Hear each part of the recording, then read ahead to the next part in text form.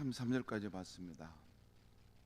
오늘 아침 말씀 제목은 성령 하나님이 일하시는 방법입니다.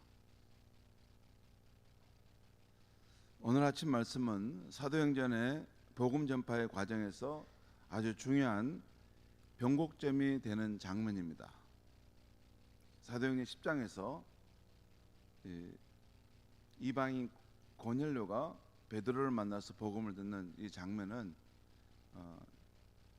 교회 역사에서 획기적인 사건이라고 할 수 있습니다. 우리는 이게 무슨 의미가 있는가? 그렇지 않습니다. 그래서 이 고넬료 이야기가 길게 이렇게 기록되어 있는 이유가 있습니다. 그 당시에는 복음이 이방인에게 증거된다는 것이 상상할 수 없는 일이었는데, 지금 이 고넬료 사건을 통해서 이 복음 전파의 상황이 변곡점을 맞이하고 있는 것이에요. 지금까지 사도행전 1장 8절에서 예수님의 예언적 말씀이 있었지만 1장 8절의 말씀이 뭡니까? 성령이 너에게 임하시면 너희가 권능을 받고 예루살렘과 온 유대와 사마리아 땅까지 이르러 내 증인이 될 것이다. 이 말씀이 있지만 이 말씀이 실행되지는 못했습니다. 그러니까 유대인이었던 예수님의 제자들은 주로 유대 지방과 사마리아 지방에만 복음을 전파했고, 이 지역을 넘어 더 멀리 이방인에게까지 복음을 전하지는 못하고 또 그렇게 하지 않았습니다. 그 이유는 유대인은 이방인과 상종할 수 없다는 율법적 인종적 편견이 있었고, 그리고 실제로 하나님은 이방인에게까지 사랑하사 그들을 복음으로 구원하실 수 있을까 하는 의구심이 있었기 때문입니다.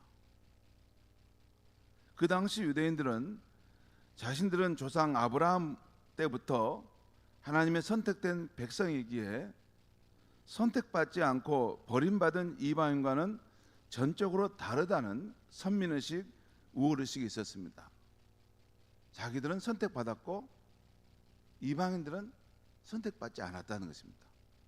그것이 더 강화되면서 이방인들은 이제 버림받았다, 이런 쪽으로 가는 그런 해석을 하게 된 것이죠. 그래서 구원은 오직 이스라엘을 중심으로만 이루어진다는 입장이 강했습니다. 그러니까 이방인도 구원받을 수 있다는 거예요. 그 여지는 남겨두는데 유대인, 이스라엘 사람들과 관계없이 막 복음이 확 퍼져나가가지고 이방인들도 자유롭게 자기들 방식으로 하나님의 복음을 듣고 구원받는다, 이런 생각까지는 갖지 않았고, 이방인들이 구원받는다면 소수인데 그것은 유대인, 이스라엘을 중심으로 한 공동체에 편입돼 들어오면서 구원을 받는다, 이런 생각을 갖고 있었어요. 여러분 이해가세요? 꼭 이 교회만 와야지 구원을 받는다는 거예요. 다른 지역에서 예수를 믿고 어떤 공동체를 세워놓으면 그건 이단이라고 생각한다는 거예요.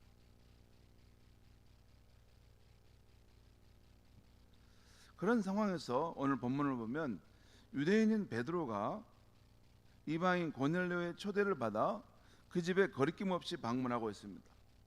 또 내일 아침 본문에서는 그 이방인 가정에도 하나님의 복음을 거리낌 없이 전파하고 그들이 믿는 현상들이 나타난다는 것입니다.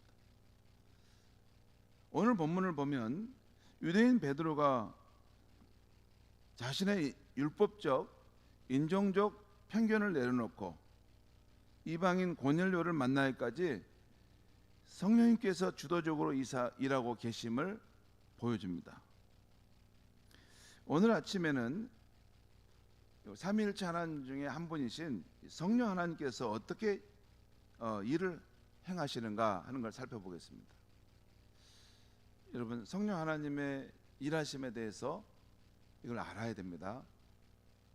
제가 처음에 기도할 때 지금은 성령 시대라고 하는 말씀을 드렸죠. 이게 그냥 하는 말이 아닙니다. 이건 하나님께서도 그렇고 예수님께서 그렇고도 그렇게 말씀하셨습니다. 내가 떠나가는 것이 너에게 유익하고 내가 떠나갈 때 너에게 보혜사 성령이 오셔서 너희를 진리 가운데로 인도할 것이다 라고 했습니다. 그 말은 추상적이고 그냥 관념적인 이야기가 아닙니다. 실제로 부활 승천하신 예수님 후에 그의 영인 성령께서 우리 가운데 오셔서 함께 하셔야만이 우리가 하나님의 주님의 실제를 우리 안에 경험할 수 있고 또 그분이 인도하시는 길을 따라 열매 맺는 삶이 가능한 것입니다.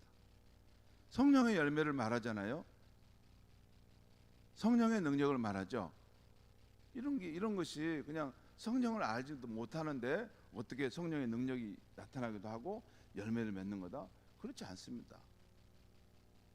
분명하게 성령 하나님이 계시고 그의 존재, 그의 임재, 그의 능력, 그 은사가 각 사람에게 임하고 역사하는 그런 과정 속에서 그 돌덩이 같은 사람이 그 강팍한 마음이 깨어지고 변화되는 일들이 일어나는 것입니다. 인간은 어떻게 바꿀 수 있습니까? 사람이 어떻게 새로움을 탈바꿈할 수 있겠습니까? 인간의 힘으로는 절대 불가능한 것입니다. 인간은 그 본성상 죄를 향해서 이렇게 늘 기울어져 있고 또 불순종하는 것이 인간의 본성 안에 있는 것입니다. 그래서 성령님이 오셔야만이 그의 삶을 가운데 역사하셔야만이 사람이 진짜 바뀌기 시작하는 것입니다. 그건 우리 자신도 그렇고 우리 자녀의 삶에 대해서도 마찬가지입니다. 그래서 오늘 아침에는 성령님께서 어떻게 그 일을 하시는가를 살펴보려고 합니다. 17절 18절 말씀 보겠습니다. 제가 읽겠습니다. 17절 18절입니다.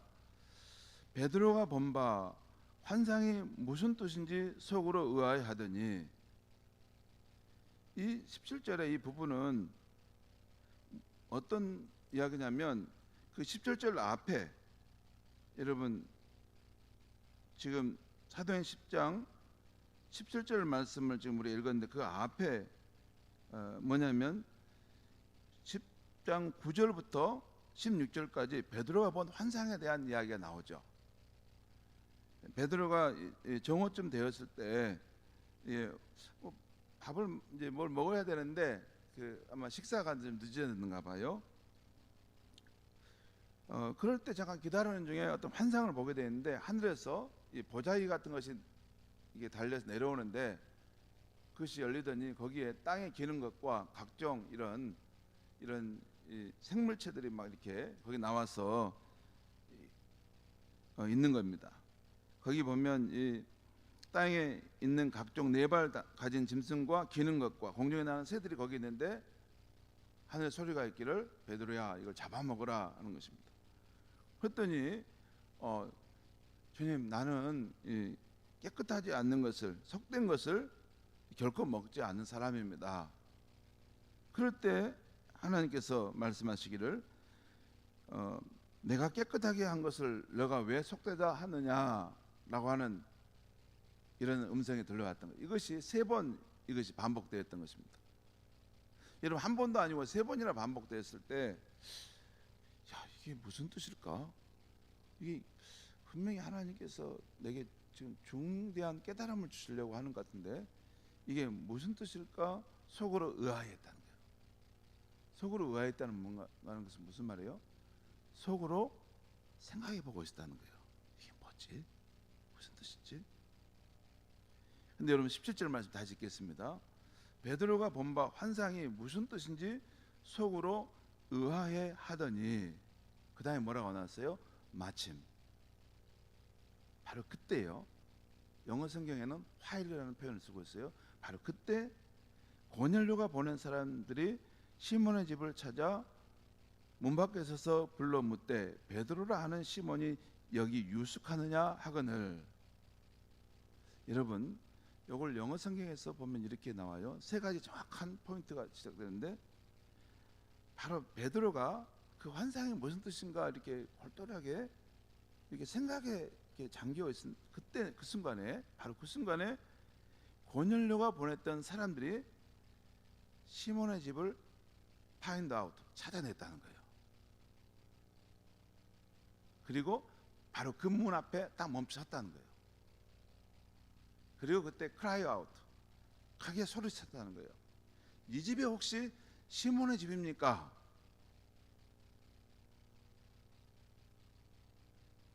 그 말이에요. 그러니까 딱 그 베드로가 그 환상과 관련해서 고민하고 있을 그때 딱 이 상황이, 그때 바로 그 순간에 고넬료가 보낸 사람들이 베드로의 그 시몬의 집을 정확하게 찾았다는 거예요.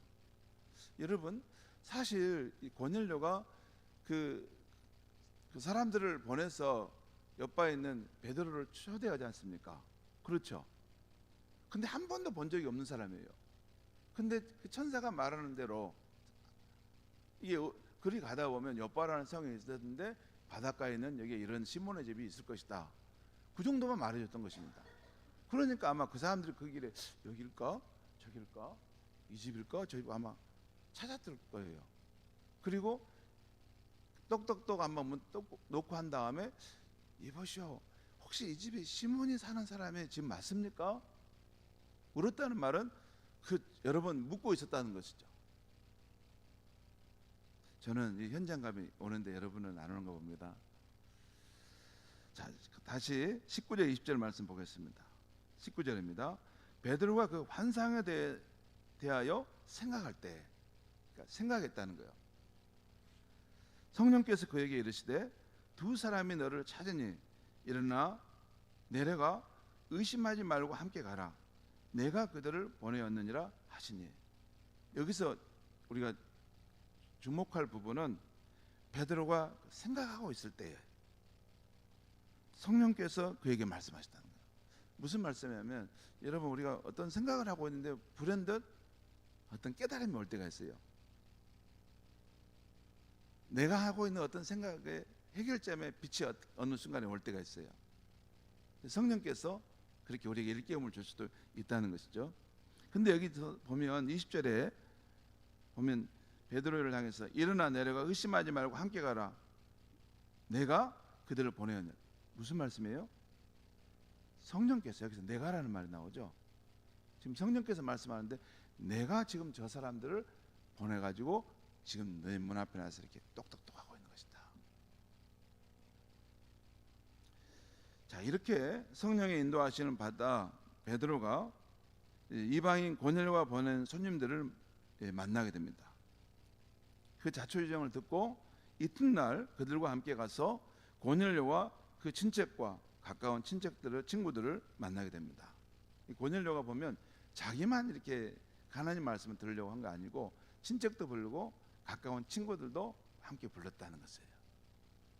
그러면서 베드로가 이렇게 말합니다. 29절 말씀 다시 한번 또 보겠습니다. 29절 이르되 유대인으로서 이방인과 교제하며 가까이 하는 것이 율법인 줄을 너희도 알거니와. 그 당시 정서를 지금 말하고 있는 거죠. 지금 베드로 당시의 정서가 유대인들이 이방인과 교제하는 것은 율법적으로 문제가 크다는 것이에요. 이렇게 너희도 알거니와 하나님께서 내게 지시하사 아무도 속되다 하거나 깨끗하지 않다 하지 말라 하시기로 부름을 사양하지 아니하고 왔노라. 너희가 나를 부른 걸 사양하지 않고 왔다. 묻노니 무슨 일로 나를 불렀느냐. 지금 여기서 베드로가 여러분 유대인으로서 이방인과 이렇게 함께 하지 않는 그러한 민족인데 그걸 알면서도 그걸 깨트리고 넘어갔던 이유가 뭐예요? 여기 보면 하나님께서 내게 지시하사, 이 일이 하나님께로부터 오는 것을 알기 때문에 인간의 관습과 전통을 뛰어넘어서 순종하고 있었다는 것입니다. 자, 그러자 고넬료는 사흘 전에 자신이 경험했던 하나님의 사자를 만난 환상 이야기를 합니다.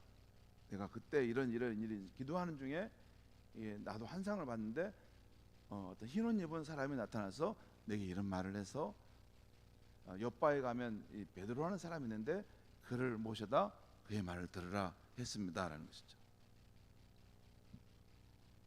그렇게 당신을 불렀다 하면서 이제 주님께서 당신에게 명하신 말씀을 듣고자 하여 우리가 하나님 앞에 있나이다라고 말씀하고 있어요. 33절 끝에 뭐라고 나왔어요? 33절 끝에 오늘 말씀, 주께서 당신에게 명하신 모든 것을 듣고자 하여 다 하나님 앞에 있나이다. 고넬료의 마음이 어떤 마음이에요? 지금 하나님께서 지금 일하시는 현장에 지금 자신이 들어와 있고, 이 베드로를 통해서 하나님이 우리 가정에 주실 말씀이 뭘까? 그걸 생각했다는 것이죠. 성도 여러분, 오늘 베드로와 고넬료 극적인 만남에 성령 하나님께서 주도적으로 일하시는 것을 보게 되는데, 성령님께서 일하시는 방법을 제가 오늘 본문에 나온 것만 한번 간추려 정리해 봤습니다. 제가 여러분 뭐 이상하게 생각하지 않고 딱 본문에 나온 것만 정리해 봤어요. 첫째는 먼저 전혀 다른 지역에 사는 50km 이상 떨어졌던 욥바와 가이사라에 사는 베드로와 고넬료 두 사람의 사정과 상황을 성령님께서 정확하게 알고 계시다는 것입니다.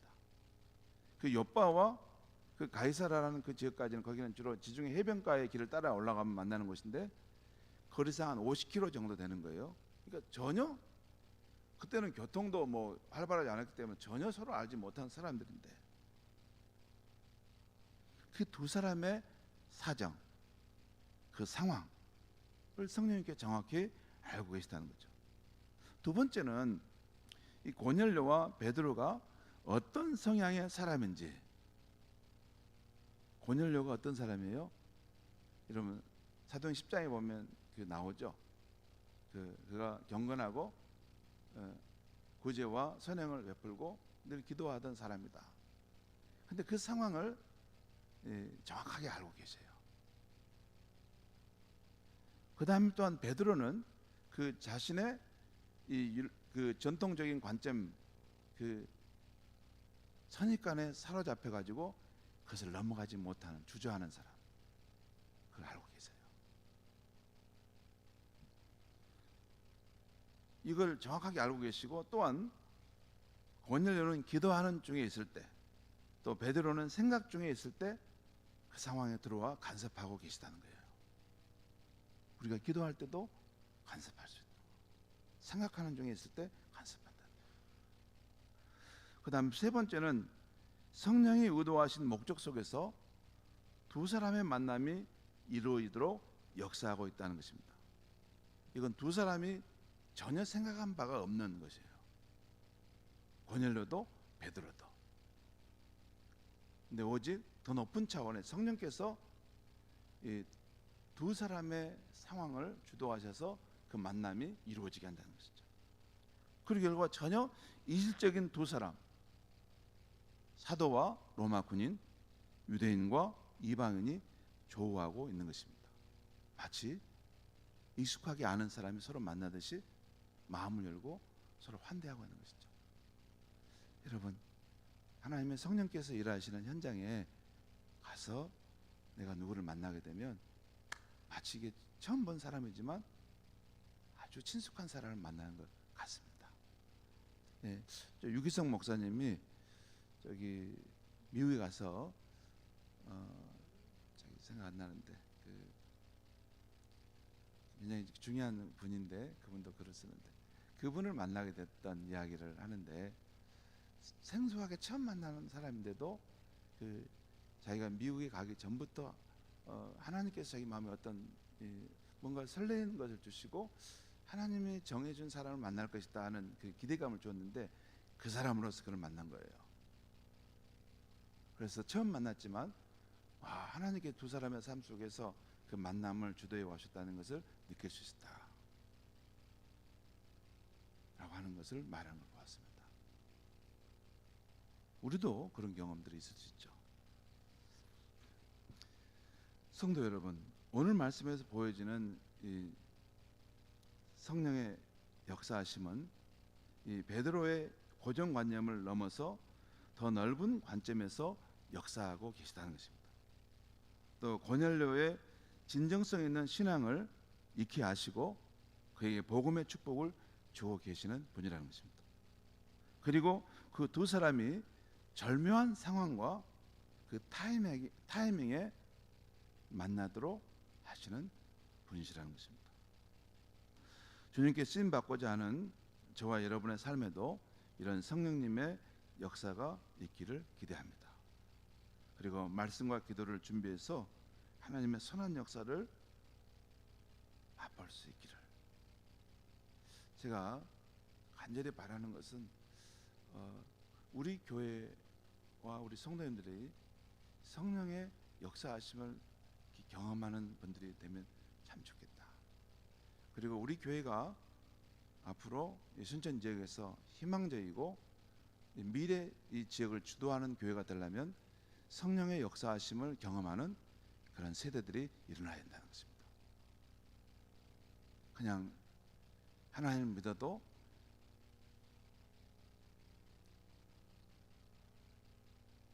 그냥 어떤 지식적인 그런 교리적인 영역 속에서만 머무르는 것이 아니라 하나님이 나의 삶 속에 실제하신다는 것, 그리고 우리의 인생을 가운데 역사하시고 우리를 변화시켜 간다는 것, 이런 것을 경험하는 사람들의 공동체가 모이면 그 교회에서 무슨 일이 일어날지 모릅니다. 여러분, 성령의 이런 사람이 되면 이 꿈꾸는 것 같고 설레이고 생명력이 넘칩니다. 그리고 고정관념에 붙들리지 않고 그것을 넘어서서 탈바꿈하는 인생이 되어져 갑니다. 물론 성령의 사람이 됐다고 한순간에 완벽하게 변화되지 않습니다. 그런데 성령께서 계속 그의 인생에 간섭하시기 때문에 그가 바뀌지가 않을 수가 없는 것입니다. 그리고 성령의 역사하심을 경험하는 사람들은 자신이 상상하지 못한 그런 일들이 자기 눈앞에 일어나는 것도 볼 수 있습니다. 와, 이런 일도 일어나구나. 우리의 삶 속에 성령의 역사하심이 전방위적으로 경험되고 우리 모두가 하나님의 역사에 쓰임받는 귀한 분들이 되시길 바랍니다. 기도하겠습니다. 하나님 아버지, 오늘 이 아침에 하나님 말씀을 전했습니다.